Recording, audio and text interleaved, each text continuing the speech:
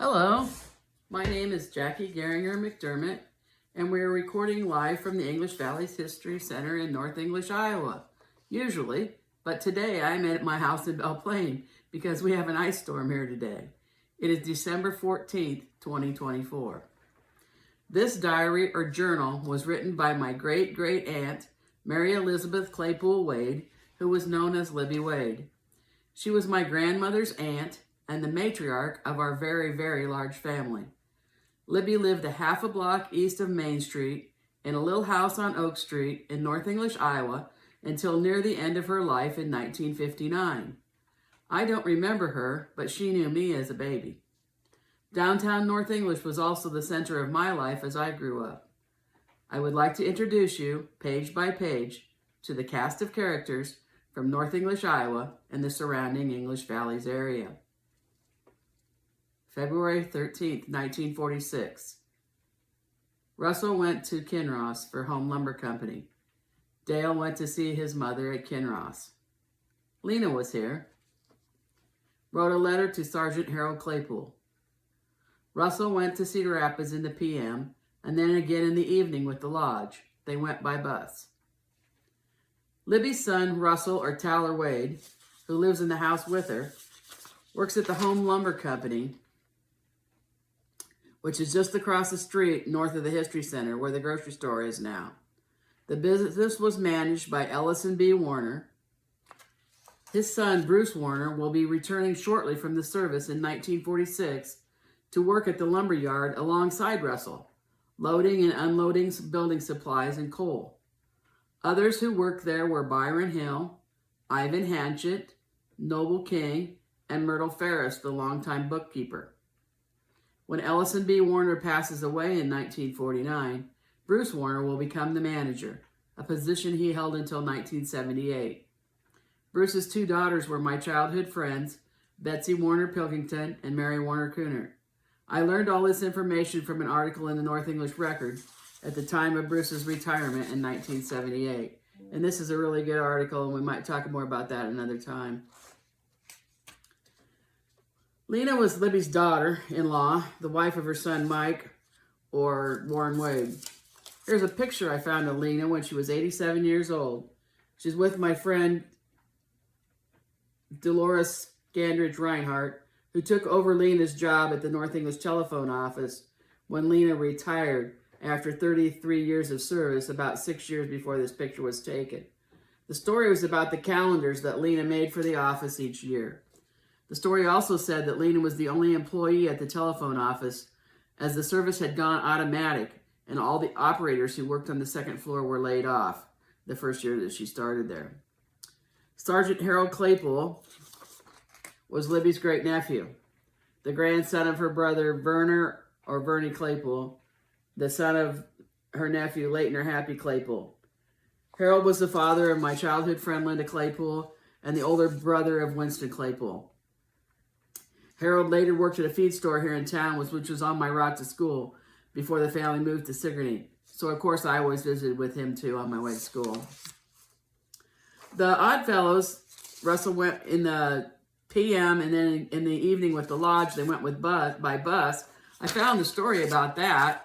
It took chartered buses to take 60 people to Cedar Rapids for this meeting of the IOOF, or International Order of the Oddfellows Lodge.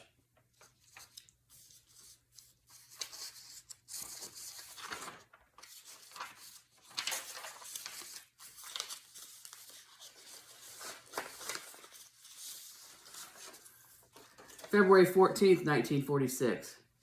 Russell and Wayne went to Moline. Cold wave. Lots of trouble in the White House. Mrs. Shute was here in the PM. Hattie went to help take care of her Uncle Clyde Harper. He had pneumonia. Russell and Wayne were Libby's sons. Libby gets her local weather and national news from the radio because the family does not have a television yet. Mrs. Shute would have been Leona Glance's mother. Hattie was Hattie Killian, her 55-year-old neighbor, who had moved back to North English to take care of her mother, Clara Harper Newberry. February 15th, 1946. Ruth Mull was here in the evening. Nice today. Had a letter from Milan. He is back on duty. Harold is to leave for Cedar Rapids Harold is to leave Cedar Rapids for San Francisco tonight. Russell took him to Cedar Rapids. Jenny, Walter, and Belva were here today. It's still cold. Bertha and the 2 little boys were here. I got a letter and a valentine from Mary and Wade. Dawn came home on the 8 o'clock bus. Ruth Mull is the same person later known in North English as Ruth Edens. Her husband was Libby's nephew, John Josiah, or Jack Mull Jr., the son of Libby's sister, Sarah Myrtle Claypool Mull. Milan Cray was her grandson in Texas. Harold is her grandson, Stub. He's the one on this side.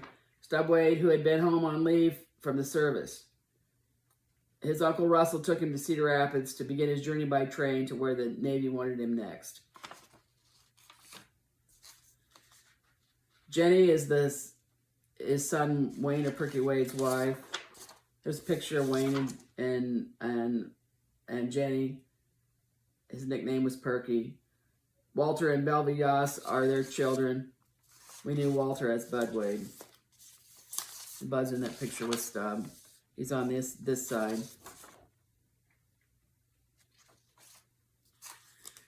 Bertha was my grandmother, Bertha Geringer. And the 2 little boys they were talking about were my uncles, Chuck and Ronnie Geringer. Here's the picture of them. Chuck and Ronnie are the 2 little boys in the front row. Marion Wade was Libby's great niece. Here's a picture of her. She was married to Francis Wade. He was from Libby's husband's family. However, Marion was the granddaughter of Libby's brother, Arthur Benton Claypool, known as Benton Claypool. Marion's mother was Libby's niece, Louise Claypool Long, who was my grandma Bertha Geringer's sister. I knew Marion. She lived in Cedar Rapids. Fairfax, actually.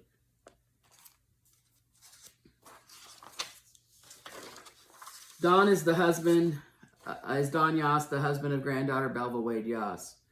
February 16th, 1946. Received a valentine and letter from Anna. Harold's train was late. Russell got home at 4:40 this morning. Nice today. The temperature is about 40 degrees at noon. A house burned in Millersburg, Mrs. Carl Wilson's. Dale and Maureen Mansley were here in the PM. Charles Powers died in Cedar Rapids. Anna Wade Cray was Libby's daughter in Texas. Harold was her grandson, Stub Wade. Russell evidently waited with his nephew at the station until the train arrived to take him out west. Dale and Maureen Mansley, I do not know who that was. Charles Power was an old neighbor from the Yankee Point area. He is buried at Yankee Point Cemetery, our family cemetery north and east of North English. I found a newspaper article about him dying. He was one of his sons was Ralph Powers, the grandfather of my cousins in Nebraska, Debbie and Carly Geringer. February 17th, 1946. Russell went to Wellman. I was over to Verdi's in the PM. Belva and Suzanne spent the evening here. Nice and warm today. Russell is Libby's youngest son. He went to Wellman, likely to visit with relatives on the Wade side of the family. Verdi is Lib's good friend, Verdi Mahana McKinstry. I don't have a picture of Verdi, but I would sure like to see a picture of her. If you have pictures of anyone that I talk about that you would like to share, please shoot me a screenshot of it, and I'll include it in my broadcast. If you need my phone number, you can private message me on Facebook, or you can talk to me in person. Belva Yoss is her granddaughter, the daughter of Jenny and Perky Wade, and Suzanne Kurtz is the daughter of Evelyn's sister, is the daughter of Belva's sister, Evelyn Wade Kurtz. Correspondence, etc. for December 7th, 2024. Rita Wade from New York City said, "Great new episode. You once again have done some impressive research and present everything in an organized and easy to follow way. And thank you for going over some of the resources at the English Valley History Center, especially the book about the veterans. You just happened to open the page to my great-uncle Carl Johnston, who served in World War II. I would like to find out more about his service, and will definitely take a look at that book when I come back during Christmas. Thanks again, Jackie. Mark Claypool said, Jackie, every week I go back to my childhood and I get a little nostalgic when you present more of our hometown. We are certainly lucky that these North English records and pictures are available to take us back each week. Pam Kavanaugh-Shields said, great broadcast as always, Jackie. You are so busy. When do you find time to do all your research? So glad you do. Well, actually, I do my research. The stories write themselves. There's so much in the History Center building to write about, and there's so many stories. The star from North English was so meaningful to our community. I will never forget it. Your broadcasts bring back so many great memories, and I think of all of our families and friends growing up. I miss those happy, carefree days. I also had shout-outs from Alice Floring-Stramer in Watkins, Diane Bonneter-Cassens in Illinois, Carrie Hahn, and Nancy Weber-Feeker. My cousin from Arkansas wrote to tell me she appreciates the closed captioning available on the YouTube broadcasts. I'm on YouTube now. The address is Jackie Geringer McDermott, English Valley's History. And I've had about 200 views on there, so I'm really happy about that. Gets to people that aren't on Facebook. Speaking of Alice Floring-Stramer, Alan Ackerman says that he remembers her dad, Riley Floring. When Alan was just a young boy, Riley would have Alan drive on the short drive out to the Floring family farm just west of town. He remembered that Riley had him pick an ear of corn from a farmer's field, and then Riley ate the ear of corn on the way home. I met a new friend last Saturday because of my podcast. Her name is Jude Kerr Kriebel. She is EV class of 1963. She is Janie Miller's sister and the daughter of Homer and Dorothy Kerr from South English. There is a short music video on YouTube written and performed by her daughter Stephanie Giffen. Jude and Dave Kriebel also appear with their daughter. It has a great Christmas message. To find it on YouTube, type in Stephanie Giffen. That's Stefanie Giffin. Remember the gift. It's right there on that paper. Please watch and share that. It's really a nice Christmas message.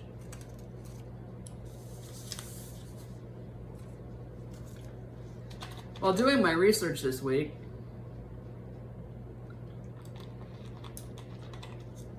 I came across a wonderful wedding write-up. It was on Mrs. Helen Bucher. She was our longtime beloved English Valley's home ec teacher who recently passed away.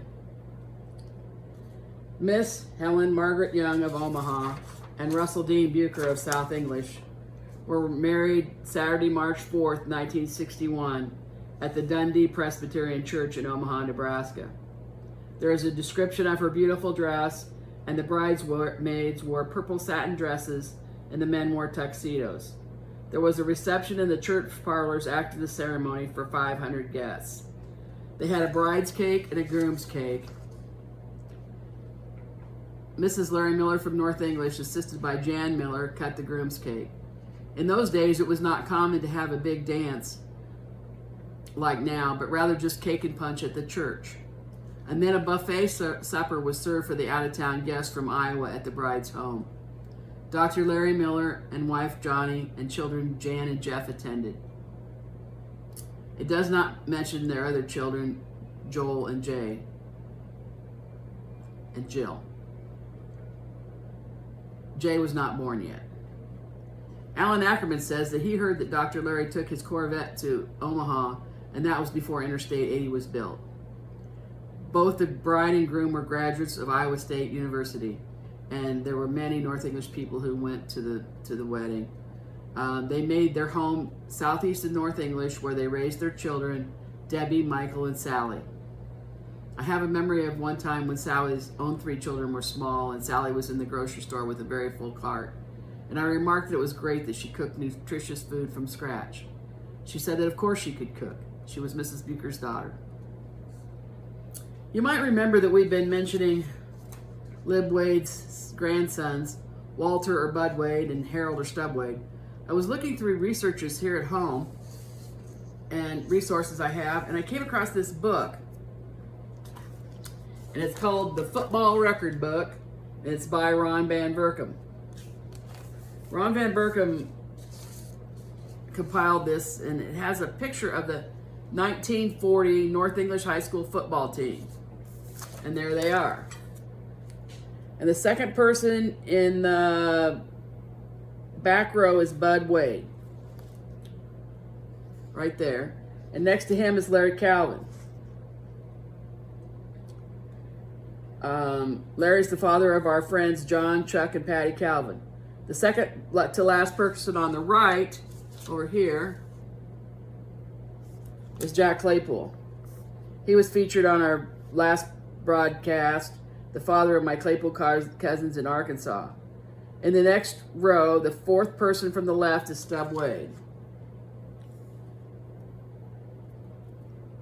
Right there. And the boy on the right is Dr. Larry Miller. On the front left is Keith Kirkpatrick, the father of my friends Helen and Mary. And two down from him is Stan Lown. And the second on the right is Bruce Holden, the father of my friend Linda Holden Carter and her siblings. Since I am at home today, I'd like to show you 3 pieces of china that I have that are from a set. Here's the cup, the little one, and this one is bigger. And they all say Vienna, Austria on them. They are from the set that Jonathan and Ann Mariah Claypool, Hinkle Claypool, Ann Mariah Hinkle Claypool, and Jonathan, her husband, received for their 50th wedding anniversary. They were given to me by their granddaughter, Beth Mall, many years ago. Jonathan and Ann Mariah were the parents of Libby Wade. Now this is the picture. I showed this before, but I wanted to explain it in a little bit more detail. Lib is the youngest in the middle here. And her parents are on this side. All of her siblings were older than her.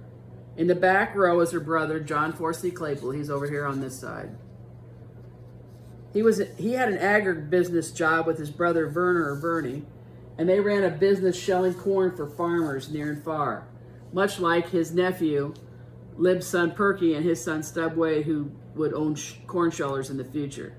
John was killed in an accident in 1913 when a gasoline engine blew up and he contracted tetanus, and he died 10 days later, leaving no survivor.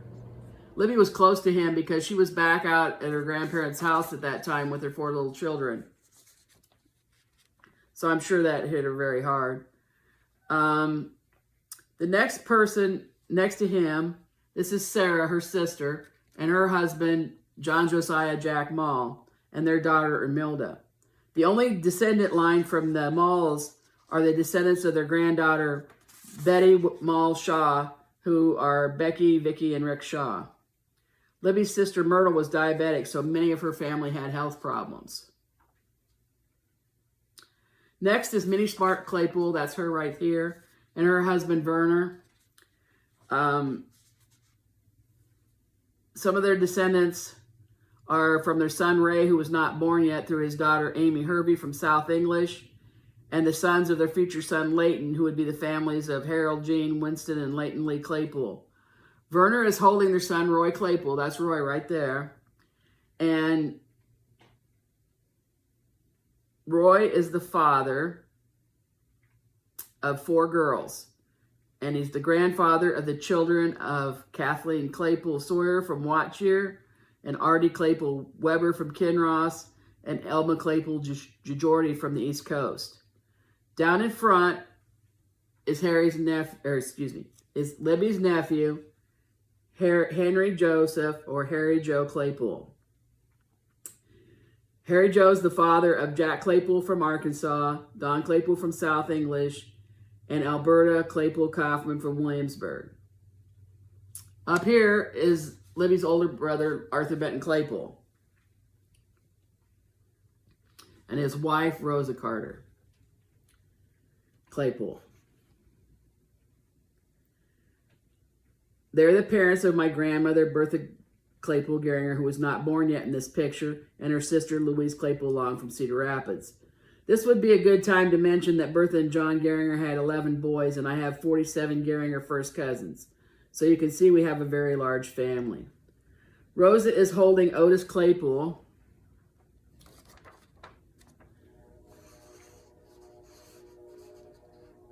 who was a great-grandfather of my friend Mary Beth Woodward Knipfer and her sister Jane, among others. Down in front is the son of Benton and Rosa Claypool named Jonathan. This is him right here. And they called him Jonty.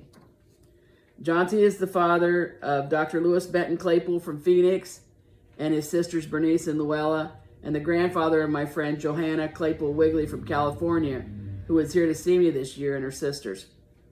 The couple in back are these two are Libby's brother Henry Claypool and his wife Daisy Mall Claypool. She was J.J. Mall's sister, and they adopted a boy named Ralph Claypool who died at a young age of Huntington's chorea. I also found some family history written by Aunt Lib that tells about them settling in Iowa, and I'm going to read some excerpts out of that in the future because it's really interesting how they came here after the Civil War. Next week, we will have a continuation story with pictures about the refurbishing of the North English Star. We will also have a feature story about a person from South English expanding a little into the English valleys outside of North English. And we will be learning more about the people that worked at the creamery. I also wanted to tell you today that another dear friend of the English Valleys History Center, a 1965 graduate of EVHS, Sue Bowley Jorgensen, passed away this week. Please keep her family in your thoughts and prayers. We also wanted to let you know that you're welcome to come sit and watch as we do the podcast each week from the History Center, and that we welcome your feedback. It really does give me the desire to continue when I have positive feedback. We have now set up the channel on YouTube where the podcast can be viewed, and that's easier than hunting my page for the broadcasts. They are archived by the date of the broadcast. We invite you to subscribe, like, and share and tell your friends. We will also continue to be on Facebook each week. Funding for this History Center comes from Iowa County 100 Plus Who Care and the Iowa County Community Foundation. However, we welcome your donations to keep the heat and lights on. Please send donations to the English Valleys History Center, P.O. Box 70, North English, Iowa, 52316. Scott and Bonnie Romine are working on a set of programs for 2025, which they will announce soon. Also, Scott Romine is starting to plan the get-together, formerly known as the Alumni Banquet, for July 26, 2025. There will be no meal for the gathering next year, but rather the day will be planned to happen at the History Center so alumni and friends could drop into the English Valleys History Center to visit and have tours of the center. Alumni will be able to take advantage of the food tent on the grounds of the celebration and eat at other places in town. And also, I'll be here all day, so if you want to visit with me, I'll be here. We're also interested in learning about historical English Valleys items that you might wish to donate to the History Center. Please contact Dave Jackson, Scott Romine, or any board member to donate. Thank you for your time, and we'll talk to you soon. Goodbye.